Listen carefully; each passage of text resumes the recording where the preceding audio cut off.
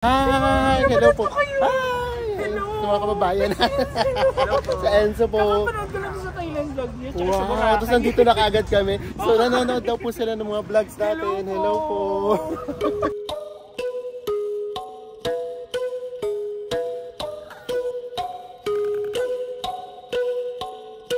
Hello everyone! Are you wondering kung paano nyo i-spend yung whole day ninyo dito sa Bangkok? Magte-temple kayo, pupunta kayo ng Chinatown, and then sa gabi naman magna-night market kayo. So in this episode, ito po para po ito sa inyo for one whole day itinerary here in Bangkok, Thailand. Pero syempre sa mga hindi pa po nakasubscribe dyan, please do subscribe sa aming YouTube channel at i-like at i-follow nyo na po kami sa aming Instagram and Facebook. Ako po si Mel. I just want us to go. Hello guys! So this is our last day here in Bangkok. So ito, ganito kaganda yung aming accommodation. Ito yung sa Pantaxin na BTS station. And then ito na kaagad yung sakaya ng boat going to mga temples. Katulad ng Wat Arun, Wat Po. So dito yun, pati yung Grand Palace. So ganun siya kaganda. I mean yung aming accommodation, yung location. So usually, kapag nandito kami sa may Bangkok, wala na kami itinerary. Kasi nga, may something sa amin na kapag nandito sa Bangkok, parang hindi na kami tourist. Para bang pakiramdam namin, dito na talaga kami nakatira. So ngayon, sa Enzo, first time niya na magte-temple. So sasamahan ko siya para meron siyang photographer. Itutour niya ako. Yes, itutour natin siya. Alam niyo naman yan, minsan may pagka-turista. And then, bahala na ako yung mga susunod namin gagawin. So let's see. So ayan yan guys. Oh. This is the famous Chao Phraya River. Yes, ang lakas ngayon ng tubig. Diba? So ayan. So dito, yung maganda nga dito, yung kanilang river, nagamit talaga nila for transportation. So yun yung sinasabi ko, diba? Although sa atin, yung Pasig River, nagagamit naman na. Pero hindi ganito. As in dito kasi talaga parang naging means of transportation na talaga siya. Yung sa atin kasi parang ano lang siya, parang panghuling option lang natin, ganyan. Guys, ito na nakapila na sa Enzo, bibili na siya ng boat ticket. So ito, makikita nyo naman, diba? Para rin siyang MRT station. Ang dami niyang stations guys, so ganun siya. So dito tayo pupunta sa may Wat Arun. There's Wat Arun. And then ito pa yung mga stations guys. So guys, ito, papunta ng Wat Po. Ayan, Wat Po. Actually, yung Wat Po and Wat Arun, magkatapat lang siya.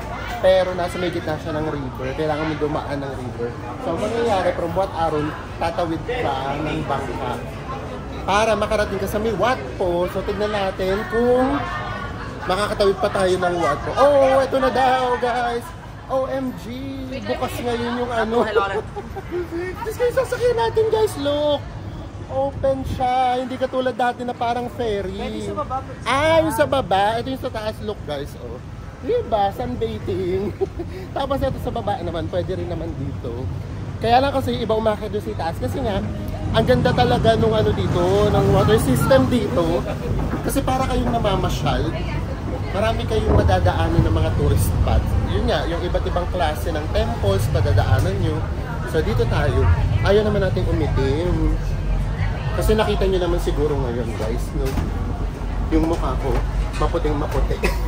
Kasi nga, mga 3 or 4 coated yan ng ano, ng sunblock. So ganyan muna, wag muna tayong magpaitim. Sa may TV screen ninyo, makikita ninyo yung mga stations. Ayan, ayun. So ngayon, nandito tayo sa may Icon Siam or Icon Siam. Bahala na kayo kung paano nyo yung pronounce. Ito yung ngayon na pinaka-favorite na naming mall dito sa may Bangkok. Natalo niya na yung ano, Terminal 21. Dati kasi Terminal 21 yung favorite namin. Although, pagdating sa food, yun pa rin naman. Pero pagdating talaga sa may mall, kasi parang halos lahat nandito na sa may mall na to sa Icon Siam.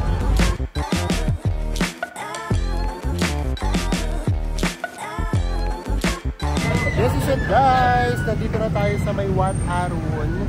So maganda dito, pagbaba ninyo ng pier, eto na kaagad yung Wat Arun.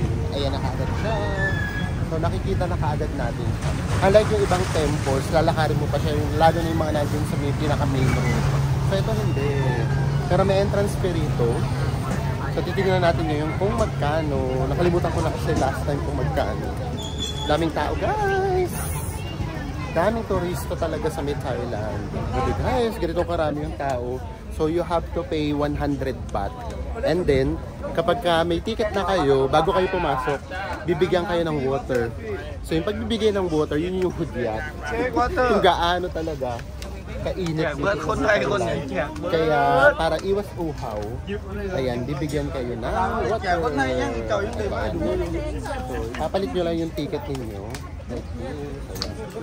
And then, meron na kayong water. Thank you. So actually, hindi na pala kukunin yung ticket. Hi! Hello po! Hi! Hello! Mga kababayan. Sa Enzo po. Nakapanood ko lang sa Thailand vlog niya. Wow! Tapos nandito na kaagad kami. So nanonood daw po sila ng mga vlogs natin. Hello po!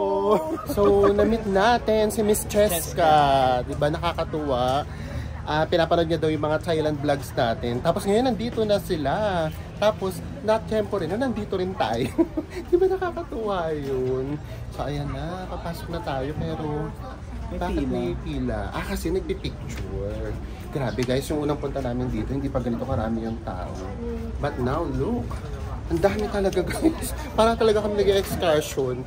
Ganda guys po. Grabe. So, yung maganda sa Thailand, di ba? Ano kasi sila, yung culture. Tapos, ay sorry, so yung culture kasi, tapos, ano pa ba, yung vibe, iba. Yung alam niyo yun, napaka-modern, and yet, parang traditional pa rin yung dating. Pero parang ano no, sa damit, sa dress code, parang sa babae na sila mahigpit no? Oo, kasi guys, yun yung suot ko, short shorts, alam niyo naman. Pero yung mga babae mixing shorts no, pinapatakpan talaga. Designer, bibili ka ng sarili mo, ano, sayad. Balabal. Oo. Or mayroon kang may provided naman sila. Then, may provided din naman sila. So, ayan na, magpipicture na tayo. So, yun lang naman yung ano rito. Grabe ang ganda dito. Ayan o, yun lang naman yung purpose dito ni Enzo. Magpicture.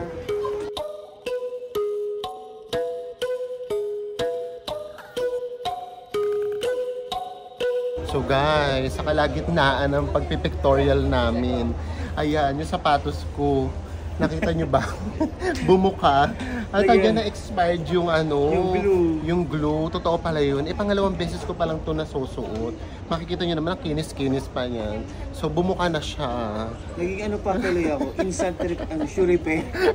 Oh, dito sa Mataron. Buti na lang, ang babait nung mga, ano tawag doon, yung mga nagtitinda, yung mga Thai. Kasi bibili dapat siya. Tapos, actually wala talagang store na nagbebenta ng glue. Ang ginawa ko, isip ko, tinry ko magtanong doon sa mga nagbebenta ng souvenir kasi isip ko, since nga yung mga shop ginagamit ko, gumagamit sila. Kasi yun, ang ginawa, binigay na lang sa kanya. So, di ba, ganun kababait siya pang Thai. Ganyan talaga. Para maintindihan ako. Pinicture ko yung anime, yung sapatos na tanggal. Nakanganga. Actually, di lang naman napakita yung isa talaga yung bumigay, as in natanggal na talaga. Idikit lang natin sa screen niya para makita. So anyways, ayun na nga. So nasira, pero guys, grabe init. As in. So kaya pala usually pupunta talaga dito, sunset. Kasi nga sobrang init talaga. Mas ang daming tao. Tapos ito guys, nakapasok na rin kami dito. Meron ditong temple talaga. Tapos meron dyan Buddha. Pero hindi na dyan pwedeng mag-video. Nakakahiya na din naman. So ayan, ang kaganapan dito. Yes, baka nagtataka kayo, marami rito mga naka-Thai traditional costume like this. So hindi nila yan dala guys, kasi meron ditong nagpapaupa or nagpaparenta. So kung gusto ninyo talaga na as in super Thai na Thai yung feels ninyo, meron. Ayan, nakatulad yung mga ganyan. Marami rito nakaganyan guys. Kasi nga may narerentahan dito. So, ang malaking challenge guys, kung paano ka magpapapicture na walang photo bomber. Yun ang problema. So guys, tignan nyo naman, tignan nyo si Akla. Diba? Naka-Thai traditional costume din siya. So ganun dito, ganun kabukas dito guys. Kahit sa mga LGBTQIA+. Diba nga, ito nga yung kepiasan. Ano ba? So tignan nyo naman, diba?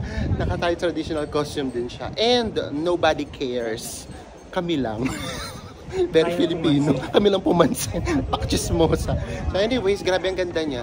Lalo na pag nasisikatan siya ng araw kasi lumalabas yung kulay. Diba? So, kamusta na yung iyong first Bangkok temple experience? Ito yung first mo, no? Dito sa Bangkok? Dito. Actually guys, nakaka-amaze kasi ang gaganda ng mga nakikita mo. Ang kukulay, lalo na yung mga Thai traditional clothes nila. Grabe, iba-iba yung kulay na kumikinang, no? Parang gusto ko mag-picture sa mga babae na kaano Thai traditionally. Oh, Sana pumayag. Yes, same thing with yung mismong temple. Yung details niya, ay makikita nyo naman. Diba? Kumikinang siya guys, kung makikita nyo lang. Kung kaya lang sanang makita ng camera namin. Tapos yung mga green, ayan, tapos may mga yellow na colors. As in, kumikinang siya. So maganda siya kapag nasisikatan ng araw. Ayun nga lang, sobrang genie. Tignan nyo naman guys, so nakakubli kami.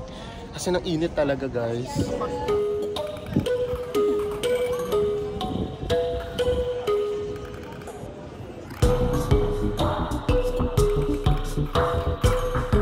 Ayan guys, so nakikita nyo yung behind the scene kung paano kami nag-pictorial dito, di ba? Ganun talaga tayo, kailangan photoshoot. Guys, nandito na tayo sa may taas na part. Ito yung nasa ibaba guys. Look kung gaano karami yung tao na yan, di ba?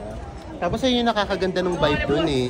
Yung merong Chao Phraya River sa ating background. Ayan, umaakyat sila guys. Oh, di ba? Parang halos gumapang. Kasi yung steps niya, grabe. As in, ang nipis-nipis. Ay, hindi, ano yung tawag sa manipis? Ano, manipis nga. Makipot. So, ayan guys. Ang ganda dito. Water break muna tayo. Grabe, sobrang init talaga.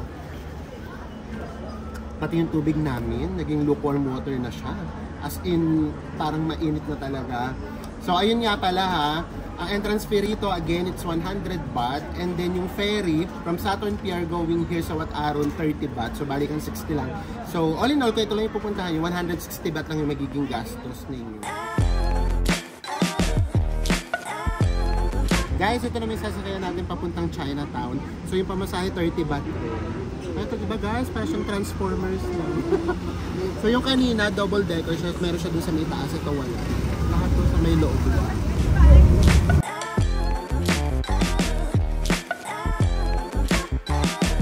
So guys, nandito na tayo sa may Chinatown, pero bago yun, may nadaanan kami dito. Ito lang na-miss namin ito, parang ito yung local karinderya nila. Turo ka lang ng turo, tapos sasabihin ko magkano yung babayaran nila. So na-miss namin ito, so dito na tayo kakain muna guys. Ayan, ito yung authentic talaga na Thai food. Ito yung kinakain talaga ng mga local. So guys, ito na yung food natin.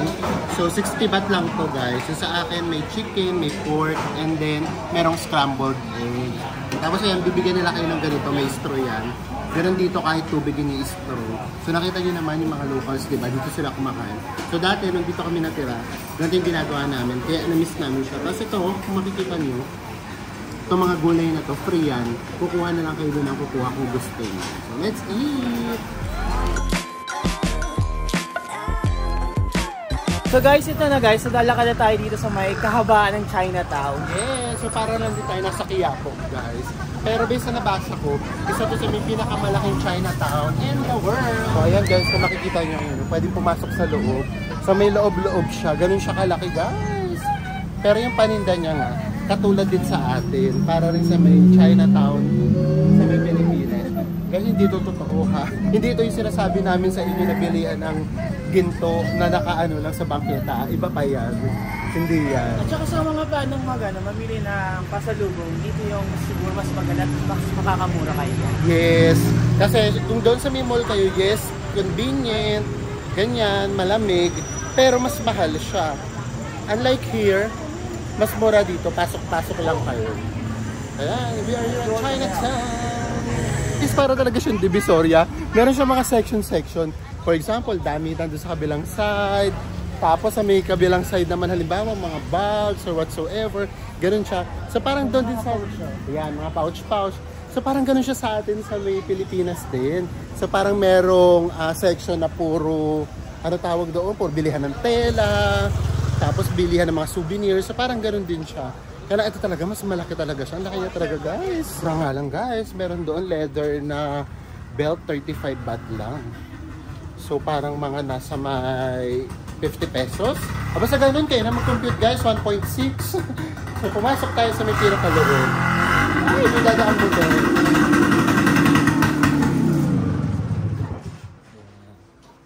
So lakad lang tayo.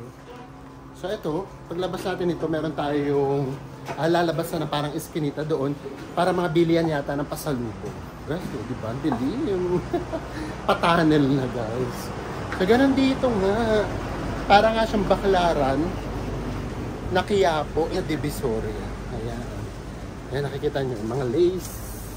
Mga ID lace. So guys, nandito na tayo sa mabilihan ng pasalubong. Paglabas lang dito, ito na. Kaya tayo ito, guys. Ay, maganda. Mas malaki. So this one is 180 baht. As for discount. Pero ano siya, makakumano kasi tumutupi. What can man? How much? 180? Lotle. And then this one is 150. No, 100. 100, sorry. 100 katulad ng size na ganito. So do you have black? Black? No, black. I want black but this one is big. Guys, ito yung mga uso ngayon sa mga Gen Z. So, itong mga bag na to, 110 baht kapag isa, pero kapag dalawa, nagiging 160. So, diba? Super mura. Parang gusto ko tuloy mag-business sa Pilipinas. Charot. Parang gusto kong mamili dito, tapos ibenta ko sa Pilipinas. May bibili kaya? Bibili ba kayo, guys? Okay, yung mag-live selling ka. Guys, nandito na tayo sa Chinatown. Ano gusto nyo? Sino may gusto nito? Oo. Bibili ba kayo, guys? So, pang dagdag naman ng travel namin. Para mas marami kayong mapanood. Char, nagmakaawa. Kaya sa itong mga pasalubong, gaya nga ng sabi namin sa inyo. 300 baht? I mean, 10 pieces. Oh, so guys, dito super mura. Alam niyo dun sa may labas, 50 baht isa nito. Dito pumapatak lang siya ng 25 baht. Kasi yung 10 peraso, 250. Pero parang wholesale siya. Medyo malaki siya, 300 baht naman. Ganda guys, 300 baht for 10 pieces. So 30 baht lang siya pumapatak. So yeah, so kung gusto niyo ng mga pasalubong, thank you. So kung gusto niyo ng mga pasalubong, dito kayo sa may Chinatown, guys. Mumura, no? Mumura. So yun lang, hindi namin to alam before. So akala namin ang pinakamura na doon sa may Pratunam. So dito rin pala. Guys, sa laki niya. Parang hindi matatapos. ang isang oras na maiikot nyo siya, parang kulang yung 1 hour. Lalo na kung totoong mamimili kayo, ha? Kasi mamimili pa kayo, eh. Eh kami kasi parang lang kami, tingin-tingin, ganyan. Window shopping lang kami. Parang alam may pakita namin sa inyo. Of course. Guys, naghanap tayo ng mga pasalubong, pero ang bibili ko para sa akin, kasi ito parang luma na siya. At saka nagamit ko sa Boracay, so naghahanap ako parang medyo perlas-perlas. This is 80 baht, pero may kasama na siyang, hikaw. So ayoko sana na may kasama hikaw. Try nating humingi ng discount kung mabibili tayo. No discount?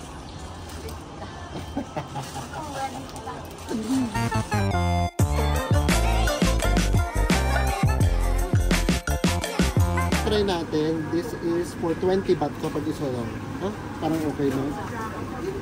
So 20 baht siya. Pero kung 5 ang bibilin ninyo, 100 baht, same lang din naman. Pero mas more kasi dito wholesale din. So ito na, bilhin natin. Guys, sa Enso ayaw akong tigilan hanggat hindi ko nakakabili ng perlas. So ayan, nagperlas na ako. Pero mas maiksi siya. Mas maganda pa rin yung sa may henan. Taray! Ang bigat na ng leeg ko. Di pwede yan. 3 na kwintas ko. Pwede ba? Mapagtripan lang. Guys, alam nyo ba guys, nakailang labas na kami pero hindi siya ma-dead and dead end. Ito na, lalabas kami pero may papasok na naman ulit. Grabe. Napakalaki itong Chinatown nila dito, guys. As in, tuloy. Ayan, pakita mo. Ayan o, papasok ka na naman dito sa kabilang side. Grabe. Ang laki niya talaga, guys. Kulang ang 1 hour dito. Pero yung part na yun, guys, para siyang mga jewelry lang. Hindi, wala pa kami nakikita ng mga t-shirt na pang pasalubong. Yes, gusto sana naming makahanap para ipakita sa inyo kung mas mura talaga dito.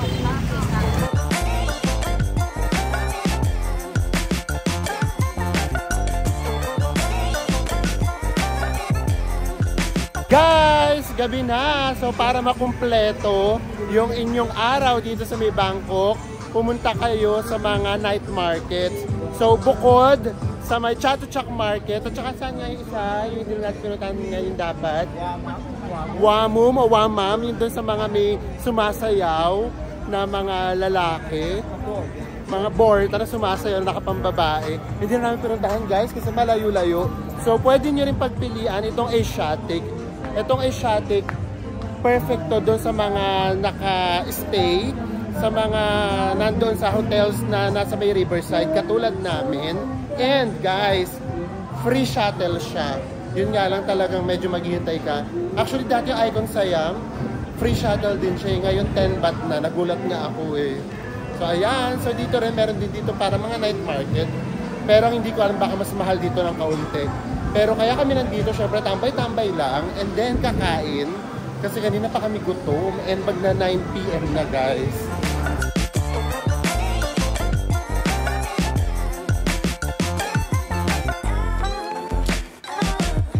Guys, change of plan. So ayan, pabalik na uli tayo. Kasi sobrang mahal ng mga pagkain dito guys. Tapos ang konti pa ng mga stall na bukas. Siguro nga nung nagbukas yung Icon Siam, humina dito. Kasi guys, yung pagkain dito kapag ka lumagpas ng 100, mahal na yun sa standard ng Thailand. So kaya kung gusto ninyong mamili ng mga pasalubong, wag dito. Punta kayo sa may pinuntahan natin kanina, sa may Chinatown, and then pwede rin sa may Chatuchak Market kung talagang gusto niyo ma-enjoy or makabili talaga kayo sa mga night market. So yung Chatuchak yung number 1 na night market dito, and also sa may Pratunam kung maramihan, although hindi yung night market guys. So ayan, so kung meron lang kayong 1 whole day dito sa Bangkok, sana po nakatulong po itong video namin. Napakahaba nitong araw na to, pero masaya naman. So magkita-kita po ulit tayo sa mga susunod pa nating Bangkok Travel Vlogs. Bye everyone!